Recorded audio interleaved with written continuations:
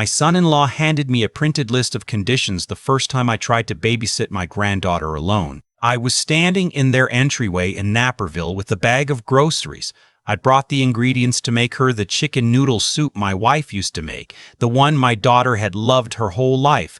And he slid a single laminated page across the kitchen island like it was a rental agreement. No feeding Lily anything outside the approved meal plan, no discussing our family with her, no taking her outside the fenced yard without a minimum of 24 hours written notice, no sharing photos on any platform without prior approval. I read it once, then I read it again. Then I looked up at my son-in-law, whose name is Derek, and I said, okay.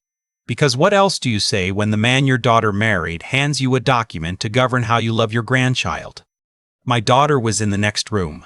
I could hear her moving around, putting dishes away. She didn't come out. My name is Gerald Weston. I'm 59 years old. I spent 27 years working as a structural inspector for the city of Chicago, retiring 2 years ago when my wife Paula got sick. Paula passed 14 months ago. Ovarian cancer. 7 months from the first scan to the last breath, though she spent most of those 7 months trying to convince everyone around her that things were fine. She was the kind of woman who sent handwritten birthday cards to people she hadn't seen in a decade. She volunteered at the food pantry on Saturdays and never told anyone about it. She kept a photo album for every year of our daughter Megan's life, from birth through college, organized, labeled, with little notes in the margins. She loved Megan completely, and she adored Lily, our granddaughter, from the first hour she held her. Lily was 4 months old when Paula got her diagnosis. Paula used to say Lily was proof the universe still had good timing. After Paula died, I thought the worst part would be eating alone. I was wrong. The worst part was slowly realizing that the family I thought I had was being quietly reorganized around me, one new rule at a time. It hadn't always been this way with Derek. When Megan first brought him home, I thought he was fine. Reserved, maybe a little rigid, but I wrote that off as nerves. They got serious fast, engaged within a year, married the following spring, and I walked Megan down the aisle at a venue outside Joliet. I gave them a check for $45,000 at the wedding, the bulk of an inheritance I'd received from my own father, combined with money Paula and I had been setting aside since Megan was in high school. It was a gift. No paperwork, no conditions. I didn't want them starting their marriage with strings attached to their finances. They were family. Lily was born 18 months later, and everything seemed fine for a while. I drove up from my house in Bolingbrook once a week, Sunday afternoons mostly, a couple of hours. I'd bring little things, a board book, some crayons, one of those foam puzzles with the big letters. Lily called me Pop Pop before she could say most other words. She'd run to the door when I knocked. That part felt right. That part felt like everything was going to be okay. But things started shifting in small ways after Paula passed. The Sunday visits got shorter. Then I was asked to call ahead at least 48 hours in advance, which I did. Then I was told not to bring food because Derek was particular about what Lily ate, which I respected. Then one Sunday I drove 40 minutes and stood at their door for 6 minutes before Derek told me it wasn't a great day, that Lily was tired and fussy, and I drove home without seeing her. I mentioned it to Megan on the phone that week. She said Derek just liked things to run a certain way. She said she was tired too. She said maybe I could come every other week instead of every week, just to reduce the pressure on their schedule. I said that was fine. I reduced the visits. I followed every adjustment they asked for. Then the laminated list arrived. That was 8 months after Paula died. I kept following the list. I signed nothing. There was no signature line, just the expectation, but I treated the document as the rulebook it was. I called ahead. I stayed within the time window. I didn't bring outside food. I didn't take photos without asking first. I sat on their gray sectional couch and watched Lily draw with her crayons and stack her foam blocks, and I told her about the cardinals that came to the feeder Paula had hung on the back porch. Lily called them red birds. She had Paula's same way of tilting her head when she was thinking. The money conversation happened on a Thursday in February. Megan called and asked if we could talk. We met at a coffee shop in Naperville, halfway between our houses, and she sat across from me with the expression of someone who had rehearsed what she was going to say on the drive over. Derek thought it would be fair, she told me, if I made a regular financial contribution to Lily's expenses, a standing monthly transfer of $600, not a one-time thing, every month, as a condition of the regular weekend visits. He called it a care coordination contribution. Megan didn't quite call it that. She just said he felt it was reasonable. She said it several times. Reasonable, reasonable, reasonable. I looked at my coffee. I looked at my daughter. She was 34 years old, and she was sitting across from me in a coffee shop explaining that seeing my granddaughter was now going to cost me $600 a month.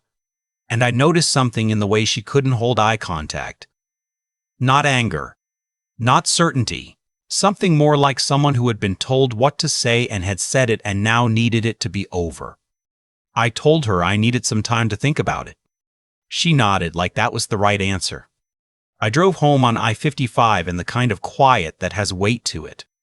I didn't turn on the radio. I just drove and thought about the laminated list and the $45,000 and the thing Paula had said once, 2 weeks before she died, when I was sitting beside her in the hospital and she grabbed my hand and said, "Keep showing up for Lily, no matter what." I had told her I would. I had meant it the way you mean the most important promises. I didn't sleep that night. I sat in the kitchen where Paul and I used to have our coffee before I left for work, and I thought for a long time about what kind of quiet fight this actually was. Because I had spent my career checking structures for hidden stress fractures, things that looked solid from the outside but were already failing where you couldn't see. And something about this felt exactly like that. About 4 months before the money conversation, I had been doing some paperwork and come across an old business card from a guy I'd met at a property dispute mediation, a family law attorney in DuPage County named Stuart Nance, who a neighbor had described as methodical, calm, and someone who didn't make problems bigger than they needed to be. I had held on to the card. That night, I went and found it in the drawer where I kept takeout menus and old keychains. I called his office the next morning. Stuart picked up himself on the second ring. I explained the situation as plainly as I could. The list, the restricted visits, the $45,000 gift, the monthly payment demand. He listened without interrupting. When I finished, he said, "Gerald, I want you to do a few things before we talk again. Save every text, email, and document. Write down every canceled visit with the date and reason given. And I want you to contact whoever handled the gift transfer and ask them to pull up any documentation you have around the $45,000. I asked why that mattered now. He said that under Illinois family law, the way a large financial gift to a married couple is documented can affect how it's treated if family dynamics ever get complicated. He said he wasn't predicting anything. He just wanted the full picture. I had used the same tax preparer for 16 years, a meticulous man named Warren Flood, who operated out of a small office in Bolingbrook and kept physical files on everything going back to the mid-90s. I called Warren that afternoon. He pulled the records on the $45,000, the original check, the deposit confirmation I'd kept a copy of, our email exchange around the time of the transfer, and then he noticed something I hadn't flagged. He called me back 2 days later and said there was something I should come in and look at. Sitting across from Warren's desk, I learned that the $45,000 I had wired to Megan and Derek's joint account had not stayed there long. Warren had no visibility into their private banking, but he did have a paper trail on my end, and from records I had retained from the original transfer, combined with a bank statement Megan had once sent me to confirm receipt, Warren traced a sequence I hadn't understood at the time. Roughly $18,000 of that money had moved out of their joint account within the following year in incremental transfers. The destination wasn't their mortgage. It wasn't Lily's college savings account, which they had told me it would be. Warren had done enough estate and gift work over the years to flag that the pattern was worth examining closely. I sat in that chair for a long time. I thought about Megan's face at the coffee shop. That coached, careful expression. I thought about whether she knew where the money had actually gone. I thought about Derek drafting a laminated list of rules for a grandfather to see his granddaughter, while $18,000 of that grandfather's money sat somewhere unaccounted for. And I made a decision, sitting there, that I was not going to make a scene. I was not going to call Megan and yell. I was not going to fire off a message to Derek. I was going to do what I had always done when I found a stress fracture in a structure, document it, verify it, and handle it the right way. Stuart and Warren worked together over the next 6 weeks. I kept showing up for my bi-weekly visits. I kept following the list. I kept following the list. I kept calling ahead, parking on the street, staying within the allotted window. I sat on the gray sectional and watched Lily build towers with her blocks, and when they fell, she looked at me with the most serious expression a 3-year-old can manage and then started building them again. One afternoon, she fell asleep against my arm and I just sat there and didn't move, and Derek came in from the other room and didn't say anything, just stood in the doorway and then went back. I don't know what he saw in my face. I hope it was nothing. In the 6th week, Stuart told me we were ready. He had prepared a formal demand letter addressing 2 things. First, a legal assertion of my rights as a grandparent under Illinois law. Specifically, Illinois has the Illinois Marriage and Dissolution of Marriage Act, under which grandparents may petition for visitation rights when access is being unreasonably denied. The letter made clear that I was prepared to file such a petition if the current arrangement did not change. Second, the letter addressed the $45,000. Given the documentation Warren had assembled, and given the absence of any record showing the funds had been used for the purpose communicated to me, Lily's education savings, Stuart had framed it as a documented gift made under specific stated conditions that the recipient had represented at the time. The letter requested a full written accounting of how the funds had been used. Stuart had drafted everything in language that was precise and not emotional. No accusations beyond what the documentation supported. No threats beyond what the law allowed. It was the kind of letter that doesn't need to raise its voice because it doesn't need to. I put both documents in a brown envelope. I texted Megan and said I'd like to come by on Saturday as usual. She said that was fine. I drove to Naperville with the envelope on the passenger seat. I thought about Paula the whole way. I thought about the promise I'd made in the hospital room. I thought about Lily saying pop pop the first time, in the surprised way she'd said it, like she hadn't been sure it would work. Derek answered the door. He was wearing his usual weekend expression, not unfriendly, not warm, somewhere in the managed middle. I said I had something for Megan.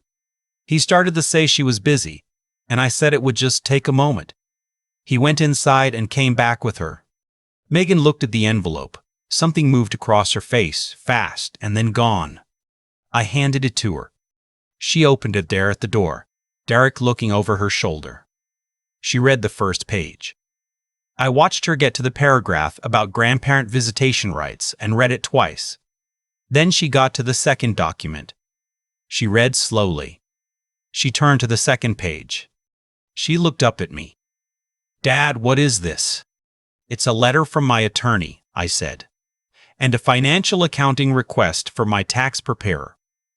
I think you should read both of them, and then I think you and Derek need to have a conversation. Derek's face had gone very still, not the managed stillness of the doorway, something underneath that. I don't know what you think happened with that money, he said. I think you know, I said, and I think Megan probably doesn't. I think that's the conversation you need to have. Megan looked at him. He looked at the envelope. Lily appeared from somewhere behind them, the way small children materialize out of nothing, and she looked up at me and said, "Pop, pop," with her whole face and grabbed my finger. "Hey, sweetheart," I said. I am not a person who enjoys conflict. I never have been.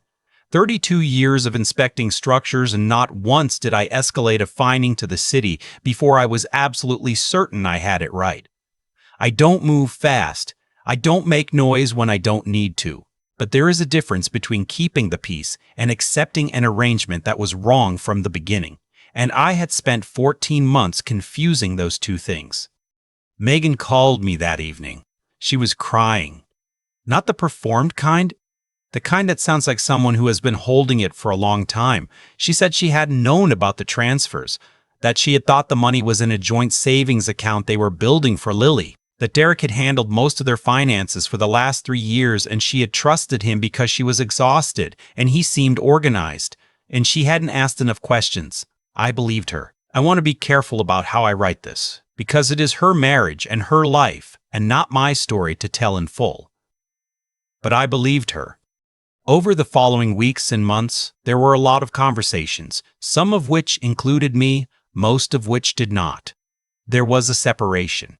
Then there was a divorce. I don't recount all of that because I feel good about it. Paula and I had been married for 31 years, and I know that the end of a marriage is not a resolution. It is a loss, even when it was necessary.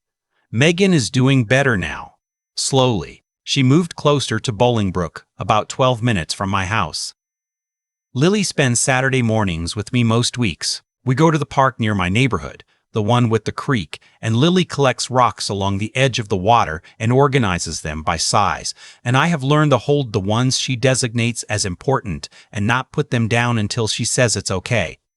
The $45,000 was addressed as part of the divorce settlement. Most of it came back through the distribution of assets, roughly $9,000 in transfers that couldn't be fully traced and accounted for. Stuart told me not to pursue further. It would cost more in time and legal fees than it was worth to recover. He was right. Some things cost what they cost, and the point was never really the money. If you're a parent or a grandparent watching this from somewhere, I want to say something plainly. What happened to me has a name. It's called financial coercion, and it shows up in families more than most people realize. You give money because you love someone, and you want them to have a good start. You follow the rules because you want to keep the peace. You swallow the canceled visits and the laminated lists and the Sunday afternoons spent standing on a porch because you are afraid that if you push back, you lose access entirely. And the person running that arrangement is counting on exactly that fear. They know you will absorb a great deal before you understand what is being done to you. I am not a confrontational man. But I am a man who knows what a failing structure looks like. Grandparents have legal rights in Illinois. Most people don't know that. Under Illinois law, grandparents can petition the court for visitation when access is being unreasonably denied by a parent. I did not know that before I called Stuart. I am telling you now because maybe you don't know it either. Document financial gifts to family members, not because you don't trust them, because documentation protects everyone, the giver, the receiver, and the relationship itself. A simple written record of the amount, the date, the stated purpose, and whether it is a gift or a loan can make an enormous difference later. I gave $45,000 with nothing but good faith, and I learned that lesson at some cost. And if you are watching someone in your family be slowly separated from the people who love them, a mother, a father, a grandparent who keeps showing up and keeps following the rules and keeps arriving with groceries and getting turned away at the door, say something. You don't have to say it loudly. You don't have to make it a fight. But say something because the person being edged out often cannot see clearly what is happening to them from the inside. They are too busy trying to be reasonable. Last week, Lily lost her second tooth. She had been wiggling it for days and called me on a Tuesday afternoon to tell me it had finally come out. She was so proud she was almost incoherent. I drove over and took a photo of her grinning with the gap right in front, and I printed a copy when I got home and put it in the frame on my kitchen counter next to the photo of Paula holding her at 3 days old in the hospital before any of it started. Paula would have driven to Neighborville immediately. She would have shown that gap-toothed grin to everyone she knew. She would have made a whole thing out of it, and rightly so. I like to think she already knew. I used to think patience was just waiting, sitting quietly, absorbing whatever came at you and calling it grace. I spent 14 months doing exactly that, following the list, reducing the visits, swallowing every instinct I had, and I told myself I was keeping the peace. What I was actually doing was accepting terms I never agreed to. The thing about what Derek built, slowly and carefully over 3 years, is that it never looked like what it was from the inside. It looked like structure. It looked like a son-in-law who liked things organized. The laminated list looked like boundaries. The $600 request looked like a reasonable contribution. Each piece, on its own, could be explained. Together, they added up to something I eventually had to name out loud, a system designed to make me feel like access to my own granddaughter was something I had to earn and keep earning and pay for. What broke that system was not anger. It was not a confrontation. It was three things working together, and I didn't fully understand them until it was over. The first was integrity. Not the word you put on a plaque, but the actual thing, which is doing what you said you would do even when no one is watching. I made a promise to Paula in a hospital room. I kept showing up. Every bi-weekly visit, every phone call ahead, every hour on that gray couch watching Lily build blocks. Not because I was building a legal case, though it turned out I was. Because I meant what I said. The second was clear thinking, not emotion. Not reaction. I had spent 3 decades looking at structures for hidden failure points, and I applied that same discipline here. I called Stuart before I called Megan. I called Warren before I said a word to Derek. I documented everything and said nothing until the picture was complete. Anger would have gotten me nowhere. Accuracy got me everything. The third was the willingness to act on what I knew, even when it was hard. Handing that envelope to Megan at their front door was one of the most difficult things I have ever done. She is my daughter. I did not want to be the reason her marriage fell apart, and I had to hold on to the fact that I wasn't the reason. I was just the person who finally stopped pretending the problem wasn't there. I have thought a lot about Megan since then. About how she ended up in that house following her own set of unspoken rules without fully realizing it. About how easy it is to stop asking questions when you're tired and someone else seems to have everything under control. She was being managed too. She just couldn't see it from the inside. That is how these things work. The person running the arrangement doesn't need everyone to cooperate. They just need everyone to stay quiet. Lily collected 12 rocks at the creek last Saturday. She had a specific system for which ones counted and which ones didn't, and she explained it to me very seriously, and I listened like it was the most important briefing I'd ever received, which honestly, it was. Paula would have known what to do with all of this from the beginning. She always did. I just needed a little longer to catch up.